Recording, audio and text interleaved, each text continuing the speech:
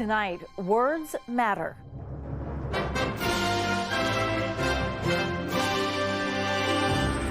It'll definitely draw more attention to gender-based violence. For the first time, Ottawa police call the death of a woman femicide.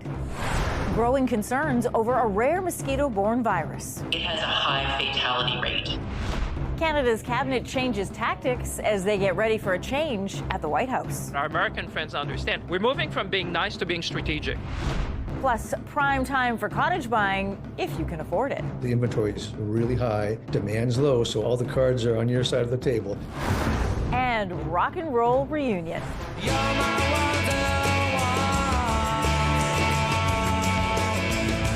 The famously feuding Gallagher brothers are back.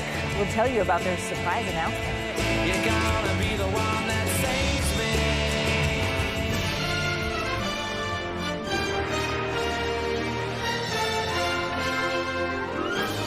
CTV National News with Omar Sachedina. Reporting tonight, Anne-Marie Meadowake.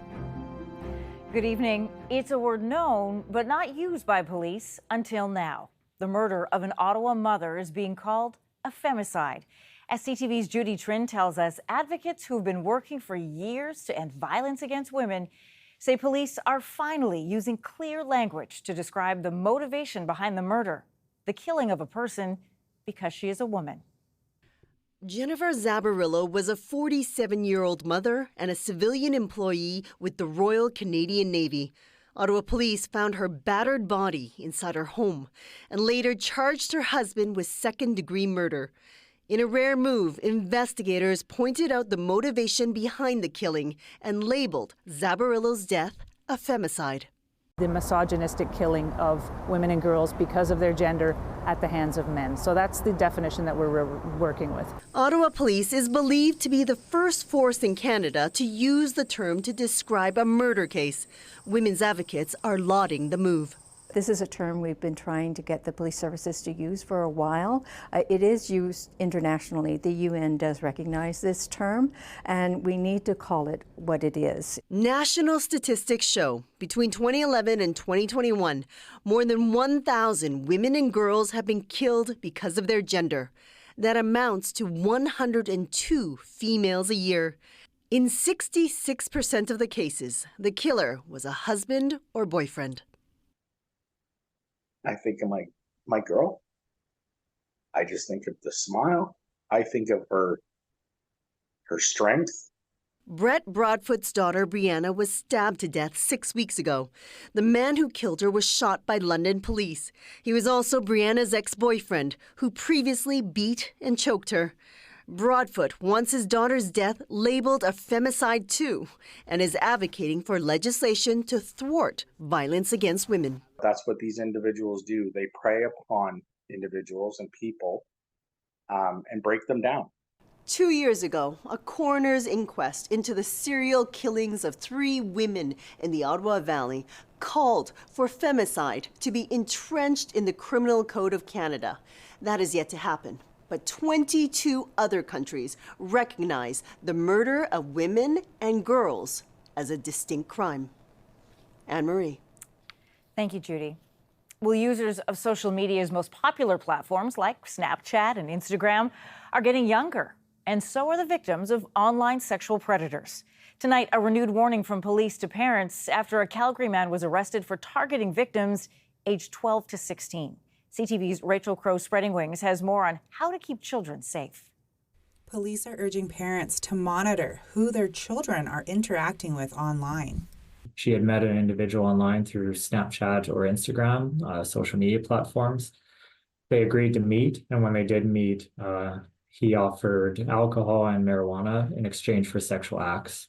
Hamad Sheikh from Alberta has been charged with multiple offenses, including sexual assault, luring, and child pornography. Smith says they are seeing a rise of online luring. The fact that they are so young is incredibly concerning to us. Obviously between the ages of 12 and 16 years old, most of them well under the 16 years old. StatsCan says the rate of online child pornography has risen 290% between 2014 and 2022. We certainly at the center have been seeing a similar rise in reporting of online child victimization. Offenders are targeting children, like young children, through apps like Discord, Snapchat, TikTok, Instagram. Kids have more access to the online world than they ever have before. And we know that younger children are extremely vulnerable. She says there are 3 areas to be aware of to help recognize child abuse: functional, emotional, and behavioral patterns of a child. Running away, changes in behavior, unexplained injuries can be signs of abuse. Tips for parents: keep an open line of communication, monitor devices and phones, sit and learn the new apps and games. Children must feel safe to come talk to you and call the police right away if anything's happened. Having that open conversation and letting them know that you're interested, you want to know what's going on, but that you're also there if something bad happens. Police say parents should also tell their kids not to befriend people online that they don't know. Rachel Crow, Spreading Wings, CTV News, Calgary. The Israeli military says a man who was kidnapped by Hamas on October 7th has been rescued from Gaza. He is the 8th hostage to be freed by the IDF. The 52-year-old Arab Bedouin man was found in an underground tunnel in southern Gaza. He's now back in Israel and in hospital and in stable condition. Israel says there are 104 hostages still being held in Gaza. 34 are presumed dead.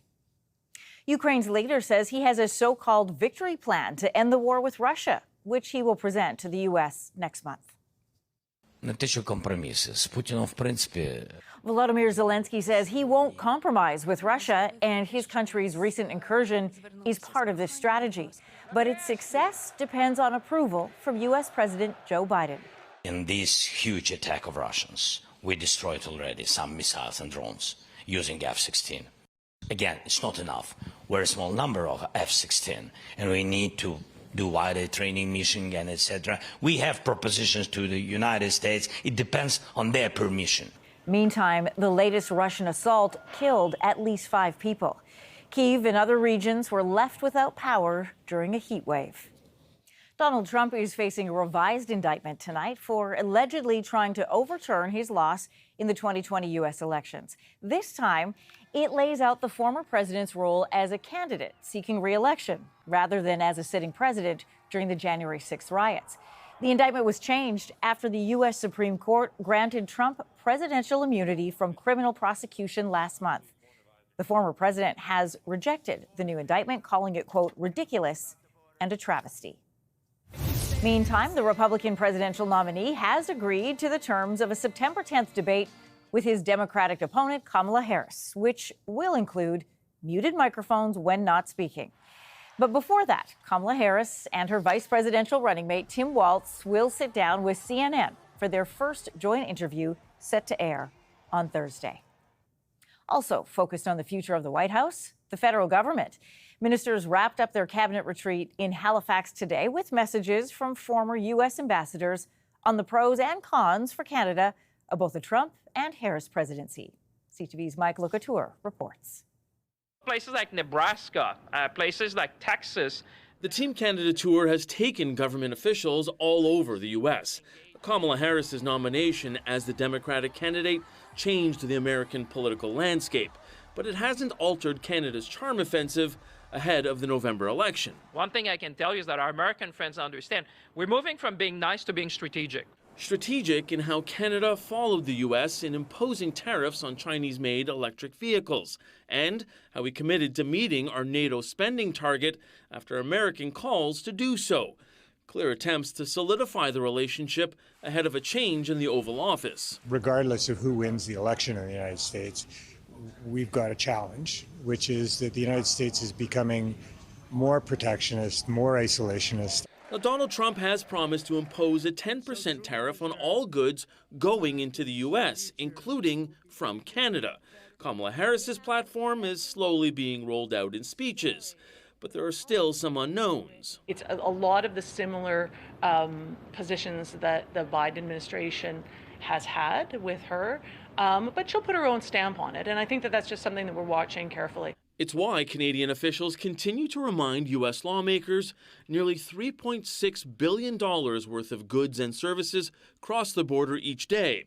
Understanding decades of good relations between the two countries can't be taken for granted. Every area needs attention, right? You may be married for 30 years and you say, oh, I don't need a birthday present, but you don't really mean it, right? You still want a card or flowers. The government says that work continues tomorrow, with Trade Minister Mary Ng heading to Washington, D.C.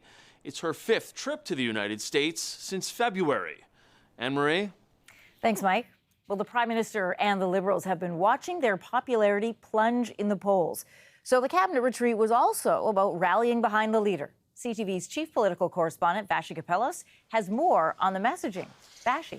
Hey, Anne-Marie. Well, two things are really sticking out for me as I leave this cabinet retreat. The first is the degree to which the Liberals' messaging is now in complete parallel and concert with the messaging around the Kamala Harris campaign in the United States. So over and over and over, ministers are saying to us in interviews and when they're doing reporter scrums, they're going to deliver, they're going to fight, and that Canadians want hope and optimism. Obviously, that's very close to what we're seeing in the United States. The second big takeaway, though, and the question I had going in here was, how much are ministers supportive of the Prime Minister? Do they want him to stay, or do they want him to pull a Joe Biden and step aside? For the most part, actually for the entirety of this, every minister, when they talk to the cameras, when they talk to reporters, have said they have the Prime Minister's back, that they want him in that position. Essentially, you get the sense that if the ship goes down and the Prime Minister is at the helm, they're all going to stay on the ship while that happens. Behind the scenes, it's more of a sense of resignation versus support. They understand, I think, very clearly that this is all the Prime Minister's decision to make. This is very much Justin Trudeau's Liberal Party. If he wants to step aside, he and he himself will make that decision. They don't feel they have the power, nor I think do most of them have the desire to kind of push him aside. So there is a sense of resignation that they have to subscribe to the messaging and the decisions that the Prime Minister makes going forward. The question is whether that messaging or those decisions will change at all in order to counter what we've now seen are, tangible losses in a by-election, perhaps, potentially close by-election coming up, and those public opinion polls which persistently put the Liberals about 15 points behind the Tories. Anne-Marie? Thanks, Vashi. Well, Air Canada pilots are not on strike yet, but showed up in solidarity after concluding talks with their employer today. We do not want to go on strike. We do not want to have job action. We need Air Canada to show up to the negotiations table and really close the gap on our key concerns right now. The pilots are calling this an informational picket. They demonstrated across the country demanding better pay and retirement benefits.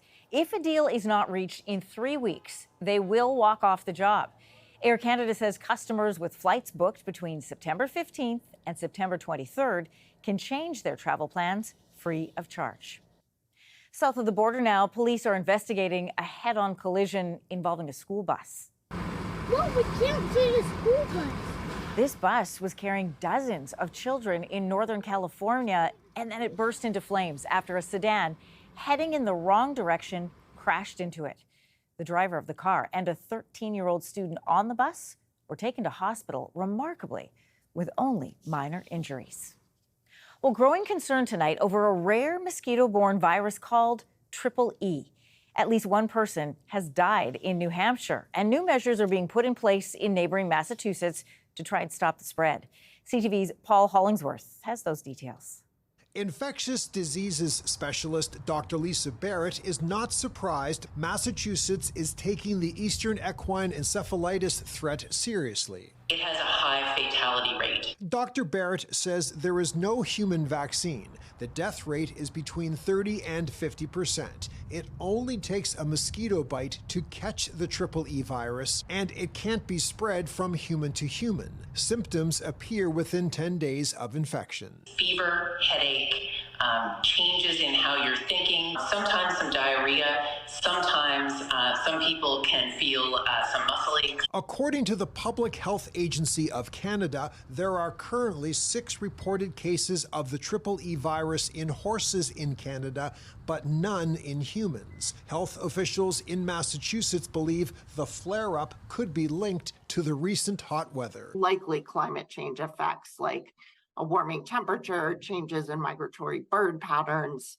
and changes in precipitation activity as well. In these areas where there are high levels of concern regarding the spread of Triple E virus, Dr. Barrett says people should minimize their outdoor activities after dark because the mosquitoes that typically carry the virus are nighttime mosquitoes. In places where the risk is high, Dr. Barrett advises people to cover up, wear lots of insect repellent, and avoid areas with water. Mosquitoes hang out in big areas of water. So if you've got a bucket of water or watering cans around in your backyard, get rid of those. Dr. Barrett does not yet have major concerns the virus could spread to Canada, but she does say the situation in Massachusetts should be watched closely. Paul Hollingsworth, CTV News, Halifax. Coming up, all the cards are on your side of the table. Why realtors say it's a good time to buy a cottage in Canada. Plus, the reunion tour ending one of the worst family feuds in rock and roll.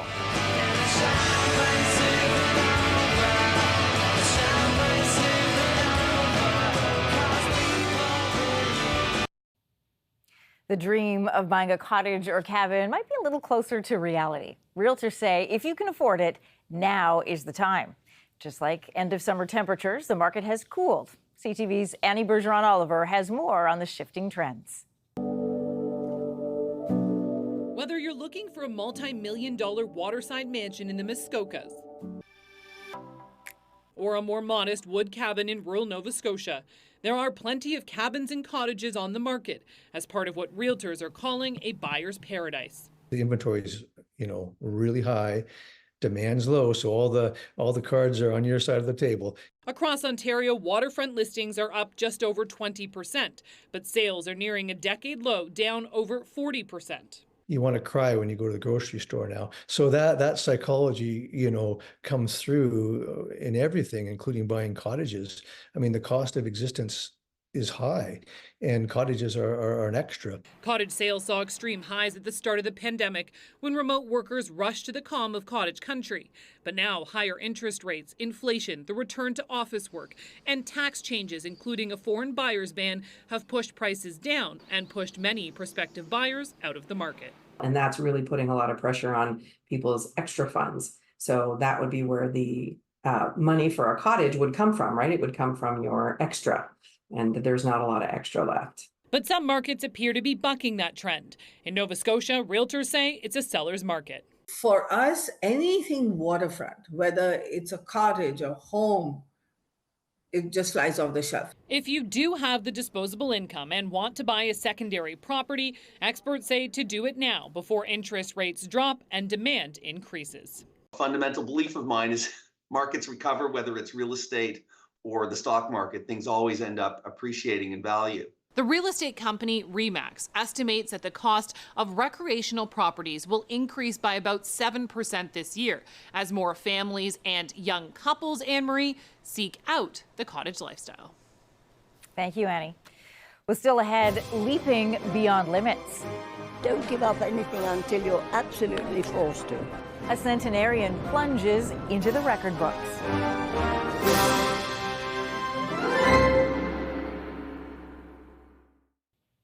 A historic SpaceX mission was postponed just hours before blastoff today due to a helium leak.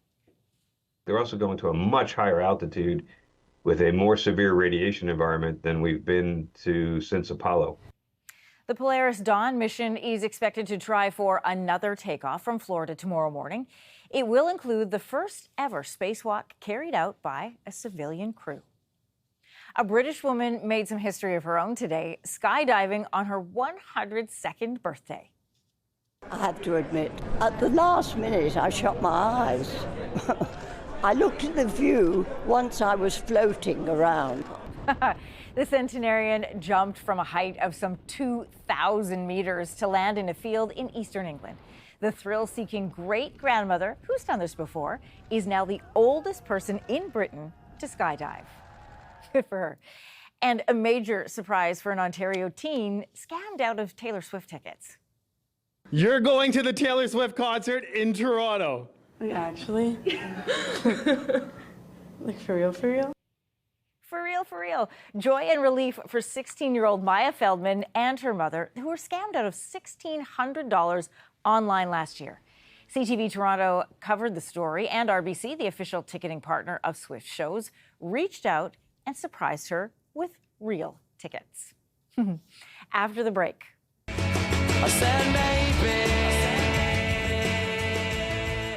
Brawling brothers back in harmony.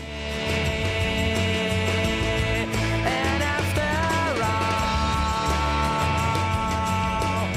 you're my wonderwall.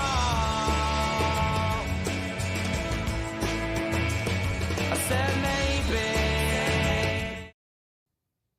Once one of the biggest rock bands in the world, Oasis is reuniting after 15 bitter years. Brothers Liam and Noel Gallagher have apparently resolved their feud, announcing a new tour. Here's CTV's Garrett Barry. It might be one of rock music's biggest, bitter sibling rivalries. Brothers who truly could not stand each other, and announcing a tour of England and Ireland. For podcaster James Corcoran, who's researched almost everything in the Oasis universe, the day could hardly be bigger. Yeah, it's been mad. This is probably the maddest it's ever been. So I've been on BBC News, I've been on Sky News, I've been all over the place. So I don't really know what day it is. The writing has been on the wall. Rumors swirling. He was talking about Liam Gallagher in a very positive way.